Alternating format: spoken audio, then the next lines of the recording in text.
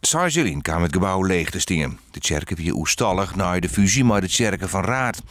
Ze joegen daar zelfs 4 de tijd voor de verkeer, maar potentiële keepers jekken aan. Starig gewoon rekken het gebouw nou bot vertut is ze.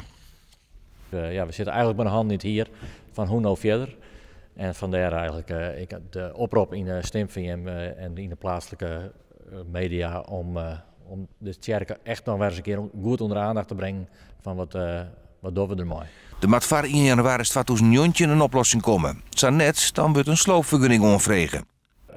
Mij persoonlijk doet het heel erg zeer. Ik vind het echt een markant iets van Jingersum en dat mag eigenlijk gewoon net voort. Dat moeten we verstaan. En mijn noodkreet is al vaker geweest en het is nou weer help. Kom erbij en help us. Er is nog één laatste reddingsboei. De stichting Oude Frieske Tjerken.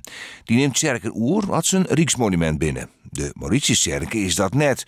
Maar had er genoeg geld mee komt, wil de stichting wel naar een mogelijke oername. Er is een tamelijk grote onderhoudsachterstand, haak wel sjoend. Ik ben van de middag voor het eerst in deze tjerken. Die moet bijwerken worden.